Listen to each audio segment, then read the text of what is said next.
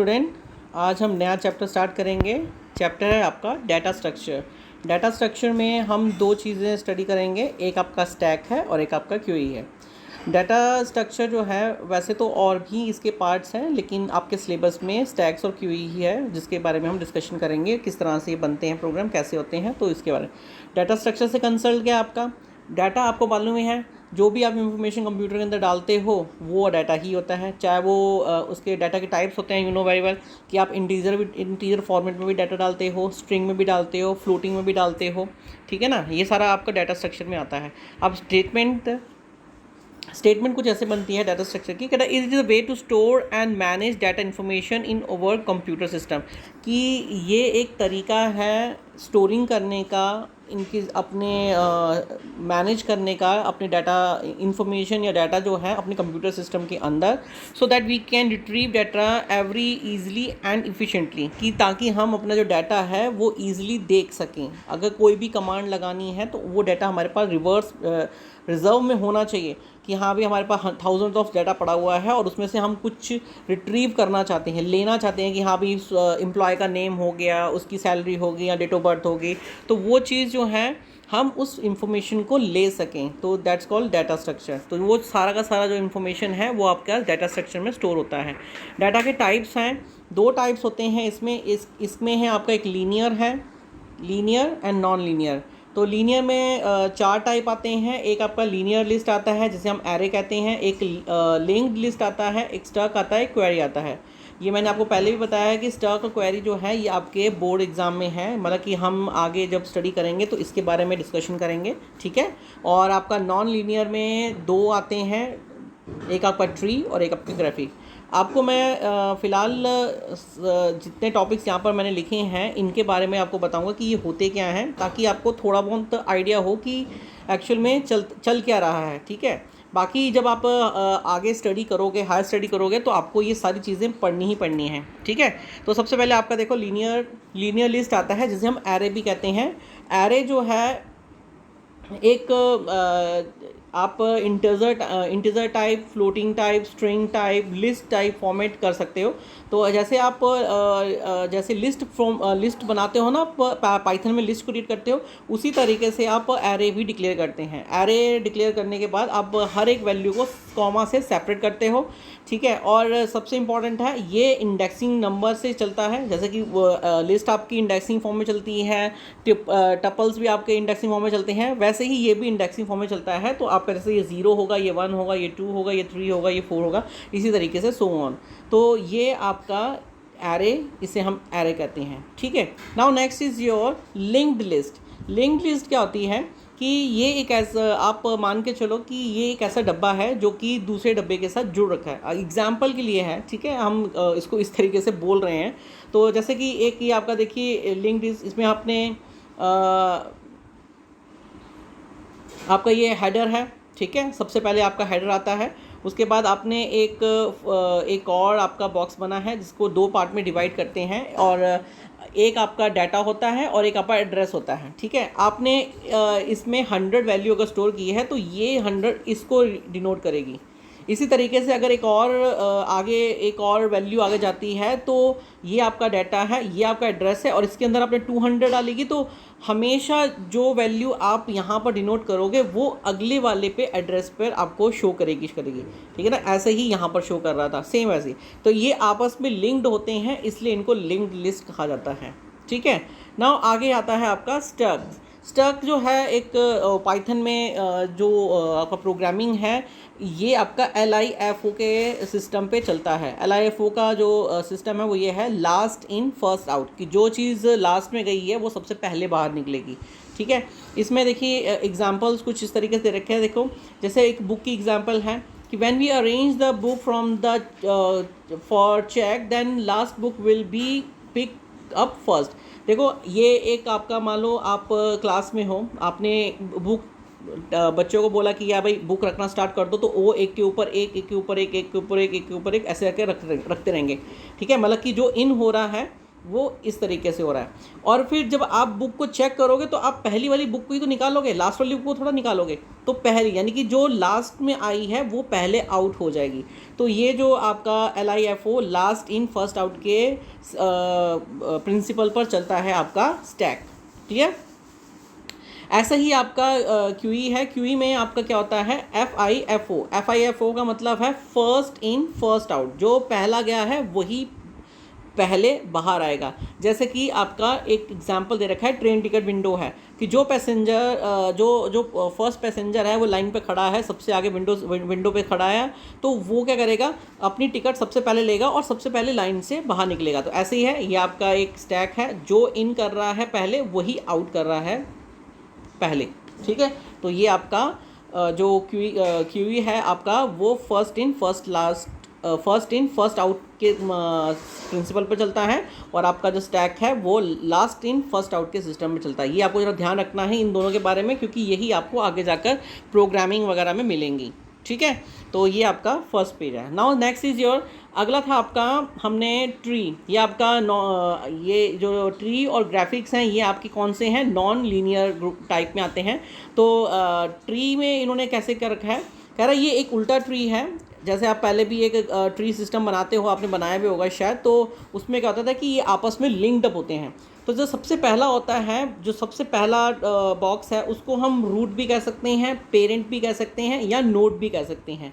और उसके बाद अगर वो दो लिंक दे रहा है तो दोनों लिंक ये और ये इसके लिए चाइल्ड होंगे। ठीक है, मतलब कि वो ये पेरेंट्स हैं और ये चाइल्ड है। इसी तरीके से अगर जब वो आगे फर्दर दो और आगे जाता है तो दो ये इनके लिए पेरेंट्स बन जाएगा और ये दोनों जो होंगे ये चाइल्ड्स बन जाएंगे। जैसे मैंने यहाँ पर लिखा भी हुआ है, ये दोनों जो हैं ये इसके पेरेंट्स होंगे और ये नीचे वाले जो हैं ये इसके चाइल्ड होंगे। इसी तरीके से ये सिस्टम आगे बढ़ता रहेगा और इस तरीके के जो सिस्टम होता है इसको हम ट्री सिस्टम कहते हैं। ठीक है, now next is your, next है आपका, देखिए ग्राफिक है। ग्राफिक में आपको क्या दे रखा है, ग्राफिक जो है ये एक क्या है, ये कह रहा है कि कनेक्टिंग थ्रू लिंक्स, ये आपस में जुड़े होते हैं। जैसे कि देखिए हमने एक स्टेशन दे रखा है, ये दे रखा है और इनको आपस में जोड़ रखा है। तो यहाँ पर कह रहा है कि ऑब्जेक्ट और नोड कनेक्टिंग थ्रू लिंक्स, कि जो ऑब्जेक्ट आपके जो नोड्स हैं, ये जो नोड्स हैं ना, ये चारों नोड्स हैं, ये आपस में कनेक्ट करते हैं लिंक के थ्रू।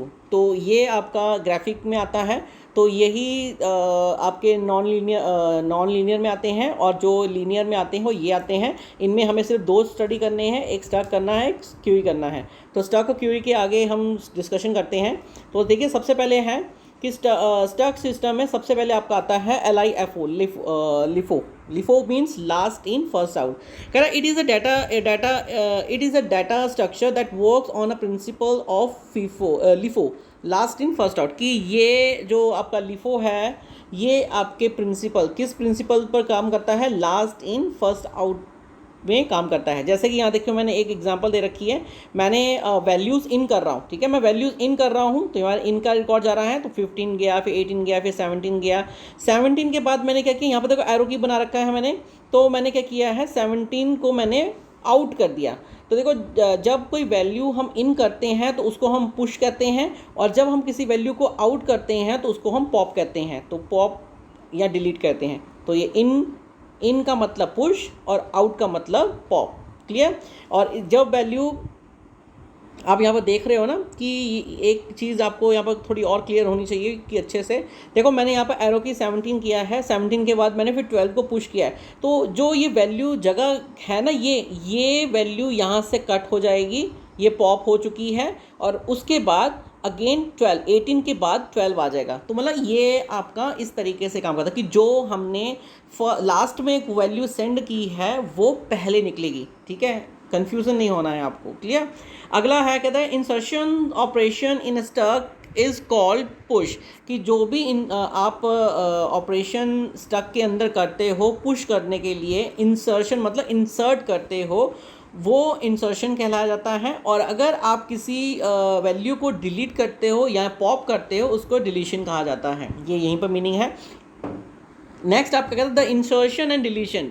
इंसर्शन एंड डिलीशन को हम पुश और पॉप कहते हैं। कह रहा कि deletion operation in a stack can only be done from top of the stack, कि जो भी आप पुश करो या पॉप करो, ये दोनों के दोनों ऑपरेशंस जो हैं ये टॉप पर ही होते हैं। जैसे कि मैंने इंसर्ट किया तो ऊपर आएगा, और मैंने डिलीट किया तो ऊपर वाला ही पहले जाएगा, ठीक है, यानी कि जो लास्ट में गया है वो पहले बाहर निकलेगा। उसके बाद एक फंक्शन आता है आपका पीक का। कह रहा पीक क्या होता है, अगर आपको कहता है कि आपका फर्स्ट जो वैल्यू देखना हो, मतलब उस बिना रिमूव किए, तो आप पीक का यूज़ करें। कहता है investigation top element of stack without removing it, कि आपको अगर टॉप एलिमेंट अगर देखना हो कि कौन सा है तो आप पीक का यूज़ करोगे। ओवरफ्लो क्या होता है, कह रहा है कि व्हेन स्पेस और length of stack extend the given limit, कि आपने अगर देखो ओवरफ्लो तब होता है कि मान लो आपने दिया 5 है और आप 6 वैल्यू उसके अंदर डालने की कोशिश कर रहे हो तो वो नहीं होगा, इसे हम ओवरफ्लो कहते हैं, ठीक है। मतलब कि आपके पास जो लेंथ है, लेंथ गिवन जो है वो 4 है, कि यहाँ पे मैं जो मैंने जो रिकॉर्ड डालने हैं वो 4 ही डालने हैं, लेकिन आप 5वें रिकॉर्ड को भी एंटर करने जा रहे हो तो ये गलत है, इसको हम ओवरफ्लो कहते हैं। ऐसे ही आपका अंडरफ्लो है। अंडरफ्लो का मतलब है कि when we try to delete from an empty it result is stack overflow, कि अगर आप खाली लिस्ट है आपके पास, ठीक है, आपके पास सारा डाटा, कोई डाटा नहीं है आपके पास, उसके बाद भी अगर आप डिलीट करने की कोशिश करते हो तो उसको हम अंडरफ्लो कहते हैं, ठीक है। नाउ आपके जो स्टक में जो एग्जांपल्स आती हैं वो कुछ इस तरीके से आती हैं। जैसे देखो प्रिंटर है, आप जो प्रिंटर में जब आप पेजेस डालते हो तो आप देखते हो ना, आपके पास जो पेजेस है, अगर मान लो आपने किसी पेज को पकड़ा है तो आप एक बंडल पकड़ते हो, प्रिंटर के अंदर डालते हो, तो जो लास्ट वाला होता है वो पहले निकलता है, ठीक है। ऐसी प्लेट का है, आप शादियों में जाते हो तो प्लेट का वहाँ पर देखो ऐसे स्टैंड बना होता है ना, कि ये सारी प्लेट्स लगी हुई हैं, तो जो प्लेट सबसे पहले नीचे वाली रखी होगी तभी तो ये ऊपर ऊपर ऊपर, तो सबसे पहले जो सबसे लास्ट में हमने रखी वो सबसे पहले आउट होगी। इसी तरीके से नोटबुक का है, मैंने बताया था आपको कि अगर आपके स्कूल क्लास में अगर आपको बुक जो है टेबल के ऊपर रखने के लिए बोला क्लास सेशन है, तो मान लो ये सारी बुक्स अगर आपने अरेंज कर दी हैं तो देखो सबसे पहले हमने ये रखी थी, लेकिन सबसे लास्ट में जो हमने क्या रखी थी ये, लेकिन सबसे पहले कौन सी जाएगी, यही जाएगी बाहर, क्योंकि इसी को वो उठा के कॉपी चेक करेगा ना, या बुक चेक करेगा। तो ये आपका स्टक का प्रिंसिपल कहलाया जाता है, कि स्टक में इस तरीके से काम चलता है। अब स्टक में और भी चीज़ें हैं कि स्टक में हमें किस तरह का प्रोग्रामिंग है वो किस तरीके से क्रिएट करना है। तो कह रहा है कि लिस्ट फॉर्मेट में आप प्रोग्राम क्रिएट करोगे, और दूसरी चीज़ इसमें आप क्रिएट कर सकते हो, आप ये पता कर सकते हो कि आपकी जो लिस्ट है वो एम्प्टी है कि नहीं है, चेक करने के लिए आप पुश कर सकते हो। पुश का मतलब आप वैल्यू ऐड कर रहे हो, इंसर्ट कर रहे हो, आप डिलीट कर सकते हो, पॉप कर सकते हो, आप पीक पता कर सकते हो कि आपका टॉप एलिमेंट क्या था, और आप डिस्प्ले कर सकते हो रिजल्ट को, कि आप क्या क्या आउटपुट स्क्रीन में डिस्प्ले करवाना चाहते हो, ठीक है। नाउ इसमें हम ये जो 6 के 6 प्रोग्राम हैं, इन प्रोग्राम को हम इन सारी कमांड्स को हम एक ही प्रोग्राम के अंदर रख कर करेंगे। वो किस तरीके से करेंगे आइए चल देखते हैं आगे, ठीक है। नाउ नेक्स्ट इज योर, देखिए सबसे पहले हम एक जो लिस्ट बना रहे हैं, मैंने आपको पहले बताता हूँ कि हम एक एम्प्टी लिस्ट बना रहे हैं। तो मैंने क्या, देखो एम्प्टी लिस्ट आपको मालूम है किस तरीके से बनती है, S = bracket start and bracket close, इसका मतलब एम्प्टी लिस्ट होता है, ठीक है। तो ये हम बाद में डिक्लेयर करेंगे, लेकिन ये मैंने सबसे पहले क्यों डिक्लेयर किया है कि मैं आपको बता दूं कि S नाम का एक वेरिएबल ले रहे हैं जो कि एक एम्प्टी लिस्ट को अपने अंदर स्टोर कर रहा है, क्लियर। नाउ आपका सबसे पहले लाइन यहाँ पर आपका प्रोग्राम स्टार्ट होता है यहाँ से। सबसे पहले हम एक एम्प्टी लिस्ट के लिए एक फंक्शन बना रहे हैं। एम्प्टी लिस्ट के लिए एक फंक्शन क्यों बना रहे हैं, क्योंकि मान लीजिए आपके पास एक प्रोग्राम है, प्रोग्राम में अगर आप दिखाना चाहते हो कि आपका प्रोग्राम खाली तो नहीं है। अगर खाली नहीं है तो दो तरीके से काम होता है ना, हर एक इफ़ कंडीशन में और एक एल्स कंडीशन में। तो सबसे पहले हमने एम्प्टी लिस्ट के लिए फंक्शन बनाया जिसमें हमने ये बताया कि if S=, list empty list and colon sign, कि जो S है आपका अगर वो एम्प्टी है तो वो आपको प्रिंट आउट दे दे कि आपका जो एम्प्टी स्टक है, मतलब कि कोई भी आपके पास रिकॉर्ड नहीं है। अगर एल्स है तो एल्स में हमने क्या डाला है, यहाँ पर हमने डिस्प्ले नाम का एक फंक्शन डाला है। डिस्प्ले नाम का फंक्शन आपको आगे मिलेगा। तो डिस्प्ले नाम का फंक्शन क्या कर रहा है, आपकी जो रिकॉर्ड्स होंगे वो आपको आउटपुट स्क्रीन में डिस्प्ले करेगा। ठीक है, ये आपका एम्प्टी का यूज़ है। Clear. Now next is your, हम अगली कमांड बना रहे हैं पुश के लिए। तो हमने क्या किया है, एस पुश नाम का एक फंक्शन लिया है, डिफाइन करने किया उसको। उसके अंदर हमने क्या किया है, एक एम्प्टी आइटम नाम का एक आर्गुमेंट पास कर रखा है। ठीक है, उसके बाद हमने क्या किया है, अपेंड नाम का function, you know variable append किसके लिए यूज़ किया जाता है कि आप किसी अपने प्रोग्राम के अंदर उस वैल्यू को ऐड करना चाहते हो। तो हमने क्या किया, एस किया है आपका एम्प्टी लिस्ट, जो आपका लिस्ट क्रिएट करने के लिए आपने वेरिएबल एस लिया था, उसको आपने किया एस डॉट अपेंड और आइटम। फिर उसके बाद आपने लिख दिया कि एलिमेंट इंसर्टेड आइटम, कि आपको ये प्रिंट आउट में आ जाएगा कि आपने ये एलिमेंट इंसर्ट कर लिया है। तो बस आपका एलिमेंट, मतलब आपका पुश करने का जो फंक्शन है, एस पुश करने का फंक्शन, वह इतना ही है कि किस तरीके से आपने अपनी वैल्यू ऐड कर रहे हो। ठीक है, ये आपका फंक्शन तैयार हो गया है। नाउ अब है आपका पॉप जो है वो डिलीट के लिए यूज़ किया जाता है। तो हमने एस पॉप नाम का एक फंक्शन बनाया जिसमें हमने सबसे पहले ये चेक किया है कि क्या आपका जो लिस्ट है वो कहीं एम्प्टी तो नहीं है। अगर एम्प्टी होगी तो वो आपको क्या शो करेगा कि स्टक अंडर फ्लो है। और अगर आपकी लिस्ट में आपकी लिस्ट जो है वो भरी हुई है तो यहाँ पर क्या होगा, element deleted S dot pop और ब्रैकेट स्टार्ट ब्रैकेट क्लोज। इसमें आपको मालूम ही है, जब स्टक में जो एंट्री सबसे लास्ट में गई है वो वैल्यू डिलीट हो जाएगी इस फंक्शन के थ्रू। ठीक है, बेसिक चीज़ें बाकी मैं आपको इसलिए क्लियर नहीं करा क्योंकि बाकी सारा एज इट इज़ है। डबल क्वाड्स क्यों यूज़ करते हैं, वो एज इट इज़ प्रिंट के लिए हैं। सेपरेट कॉमा करते हैं, वो दूसरी वैल्यू को अलग करने के लिए होता है। तो ये सब चीज़ें आपको मालूम है ऑलरेडी। तो हमने देखिए अभी तक हमने क्या किया है, हमने सबसे पहले एम्प्टी नाम का एक फंक्शन बनाया जिसमें हमने इफ़ और एल्स कंडीशन का यूज़ किया है, जिसमें हमने ये बताया कि अगर आपका जो लिस्ट है वो एम्प्टी है तो वो शो करे, और अगर आपकी लिस्ट एम्प्टी नहीं है तो डिस्प्ले नाम का फंक्शन जो एग्जीक्यूट कर दे। फिर आपने एस पुश नाम का एक फंक्शन बनाया जिसमें हमने ये बताया कि आपका आइटम नाम का जो आप वैल्यू ऐड कर रहे हो तो वो आपका अपेंड होता रहे और आपको वो दिखाता रहे रिकॉर्ड। उसके बाद आपने एस पॉप किया, आपने अगर पहले ये पता करने के लिए कि आपके लिस्ट के अंदर क्या कहते हैं वैल्यू है कि नहीं है, तो आपको अगर एम्प्टी है तो वो ये वैल्यू और अंडर फ्लो का मैसेज आ जाएगा। और अगर आपकी लिस्ट में वेरिएबल्स वैल्यूज़ आइटम एलिमेंट्स पड़े हुए हैं तो वो क्या करेगा, सबसे लास्ट वाला एलिमेंट को वो डिलीट कर देगा। Clear. Now next is your, अब हम ये पता करना चाहते हैं एस पीक से आपको मैंने बताया था एस पीक नाम का एक फंक्शन बनाया हमने ये पता करने के लिए कि आपका सबसे पहला सबसे जो टॉप वाला जो एलिमेंट है वो कौन सा है, ये पता करने के लिए। तो उसके लिए हमने क्या किया, सबसे पहले तो ये चेक करने के लिए कि आपका एलिमेंट खाली तो नहीं है, तो हमने वही S is equal to empty element का दिया। तो उसने कहा कि अगर ये ट्रू होती कंडीशन तो वो शो करे एम्प्टी स्टक, कि जो आपका स्टक है वो एम्प्टी है। ये तब होगा जब ये कंडीशन ट्रू होगी, और अगर ये कंडीशन ट्रू नहीं है तो वो एल्स कंडीशन को एक्टिवेट करेगा और वो आपको बताएगा कि टॉप एलिमेंट इज। तो यहाँ पर एक चीज़ आपको बहुत ध्यान में रखनी पड़ेगी। देखो सबसे पहले आपका देखो हमने एस नाम का आपका वेरिएबल है जिसके अंदर हमने एक लिस्ट बनाई है जिसमें हमने कहा 13, 14, 18, 12 नाम के वेरिएबल्स हमने स्टोर कर रखे हैं। और स्टोर करने पर इसकी जो इंडेक्सिंग होगी वो क्या होगी, 0, 1, 2, 3। आप अगर इसकी लेंथ पता करोगे, लेंथ एस करोगे तो आपकी लेंथ कितनी है, 4।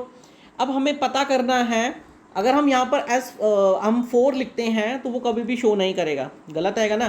तो अब हम यहाँ पर क्या करते हैं कि हमें पता है कि इसकी लेंथ 4 है, तो हमने क्या यहाँ फॉर्मूला अप्लाई किया। ये फॉर्मूला बहुत इंपॉर्टेंट है कि एस आपका वेरिएबल है जिसके अंदर हमने क्या किया है, लेंथ ब्रैकेट के अंदर एस लिखा है। लेंथ एस का मतलब हुआ 4, और 4 को हमने क्या किया, -1 किया, तो आंसर कितना आया, 3। और 3 का इंडेक्स कितना है, 12। तो यहाँ पर क्या आएगा, टॉप एलिमेंट इज 12।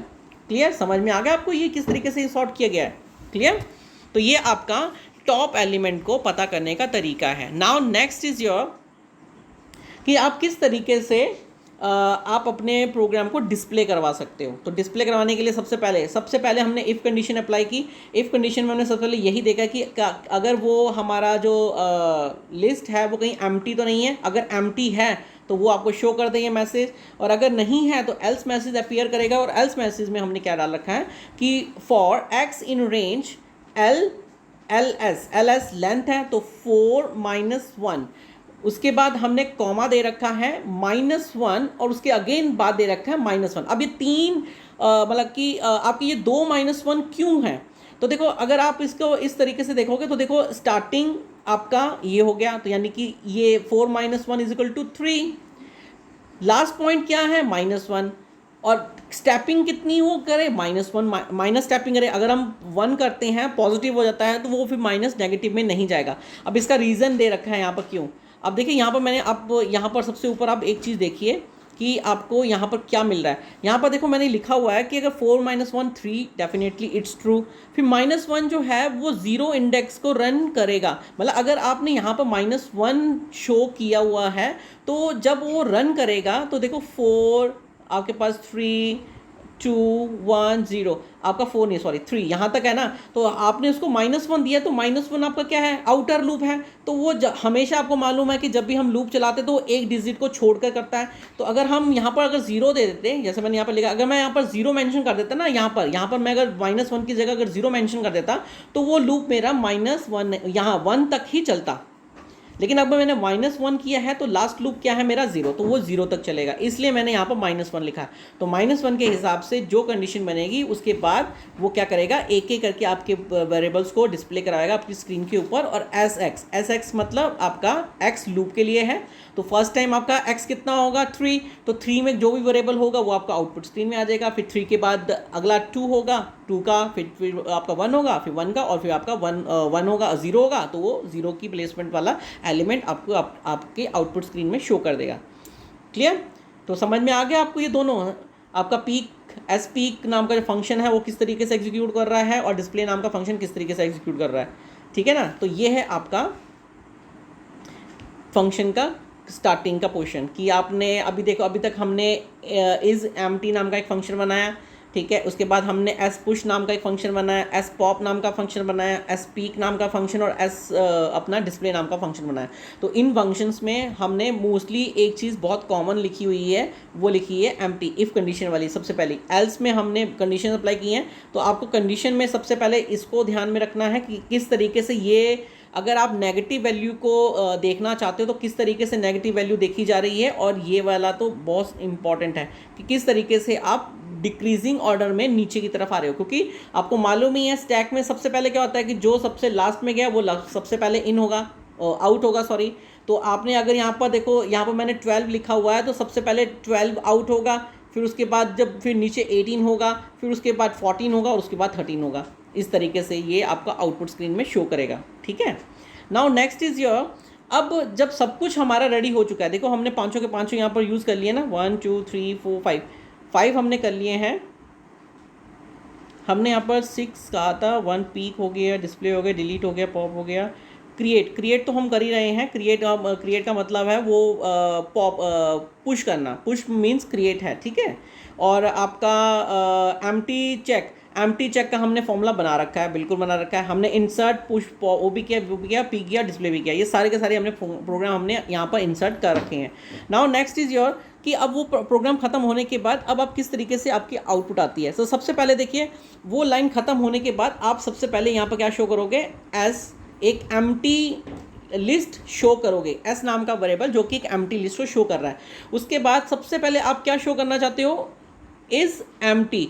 तो सबसे पहले तो भैया इज़ एम्प्टी का, तो वो डेफिनेटली जब ये प्रोग्राम रन होगा तो क्या शो करेगा, इज़ एम्प्टी वाला फंक्शन एग्जीक्यूट होगा। तो सबसे पहले आपको यहाँ पर डिस्प्ले आ जाएगा कि हाँ भी आपका जो लिस्ट है, स्टैक है, वो खाली ही है। उसके बाद हमने यहाँ पर क्या किया, पुश किया 15, फिर 18 पुश किया। ठीक है, तो देखिए यहाँ पर मैंने ये फिगर भी बना रखी है ना, यहाँ पर देखिए सबसे पहले हमने 15 किया, फिर 18 किया, 18 के बाद मैंने क्या किया, पॉप कर दिया। पॉप करने का मतलब है कि मैंने 18 को आउट कर दिया, डिलीट कर दिया। तो 18 आउट हो गया। उसके बाद मैंने 21 लिखा, तो 18 की जगह अब 21 आ जाएगा, और उसके बाद 22 उसके ऊपर 22 आ जाएगा। यानी कि अब आपके पास जो वैल्यू बनी है वो है 15, 21 एंड 22, ये आपके पास आपकी लिस्ट बनी हुई है। उसके बाद आपने क्या किया, डिस्प्ले करवाया। डिस्प्ले में आपका देखिए यहाँ पर सबसे पहले जो सबसे लास्ट में गया है वो पहले डिस्प्ले करेगा। तो यहाँ पर देखिए 18 आपका आ गया, ठीक है। उसके बाद आपका यहाँ पर देखो 18 डिलीट हुआ, तो मैंने लिखा है लेकिन ये शो नहीं होगा, मैसेज में शो नहीं होगा, ठीक है। ये आपको ध्यान रखना है, वो आपको शो हो जाएगा कि हाँ कि 18 नाम का वेरिएबल डिलीट हो चुका है। फिर उसके बाद आपने पॉप किया 21, वो शो करेगा। फिर आपने पॉप किया 22, वो 22 वो आपका यहाँ ऊपर शो करेगा। तो धीरे धीरे उसके बाद आपने यहाँ पर डिस्प्ले किया तो आपको वो डिस्प्ले करेगा। डिस्प्ले में यहाँ पर एक ये पीक नाम का एक फंक्शन रह गया था, उसमें अब टॉप वाला एलिमेंट आपका कौन सा है, 22, तो वो 22 शो करेगा। उसके बाद डिस्प्ले है। तो मतलब आपका इस तरीके से आपका ये प्रोग्राम बनेगा। और ये सारा का सारा ये जो प्रोग्राम हमने लिखा है ना यहाँ पर, ये सारा प्रोग्राम लिखने के बाद आपको क्या करना है, इस प्रोग्राम को लिखना है। ये एज इट इज़ है, कोई भी चेंजेस नहीं है, कोई भी कुछ नहीं करना है। और जैसे ये प्रोग्राम आपका बन जाता है और उसके बाद आप इसको रन करके देखोगे तो आपके जो प्रोग्राम है वो इस तरीके से एग्जीक्यूट करेंगे। और जो चीज़ आपने पॉप की है उसका पुश की है वो आपकी वैल्यू इन हो जाएगी, और जो पॉप की है वो डिलीट हो जाएगी। आपने पीक किया है तो आपको वो टॉप एलिमेंट शो करेगा, और आप डिस्प्ले करोगे तो आपको पूरा का पूरा रिजल्ट आपके सामने शो करेगा। तो ये सारी चीज़ें आपको यहाँ पर शो करेंगी। तो यही आपका आज का टॉपिक है, ठीक है। आपको अच्छे से अंडरस्टैंड करना है, तो आप ध्यान से इसको समझिए। आपके सिलेबस में सिर्फ 2 चीज़ें हैं, आपको एक स्टैक और क्यूई करना है। तो ये दोनों किस तरीके से काम करती हैं ये मैंने आपको ऑलरेडी बता दिया है, समझा दिया है। अच्छे से आप अंडरस्टैंड कीजिए, हर पॉइंट को अंडरस्टैंड कीजिए। देखो छोटे छोटे पॉइंट्स हैं, एक एक मार्क्स में ये आ सकते हैं, फुल फॉर्म आ सकती हैं कि FIFO का मीनिंग क्या है, कौन सा ऐसा फंक्शन है जो FIFO के उसमें चलता है, तो आप कर सकते हो। FIFO का मतलब है स्टैक है, तो आप स्टैक लिख सकते हैं। स्टैक कौन से प्रिंसिपल्स पर काम करता है, तो फर्स्ट इन फर्स्ट आउट कर सकते हो। तो ये सारी चीज़ें आपको ध्यान में रखनी है, और किस तरीके से फंक्शन बनता है वो ध्यान में रखना है।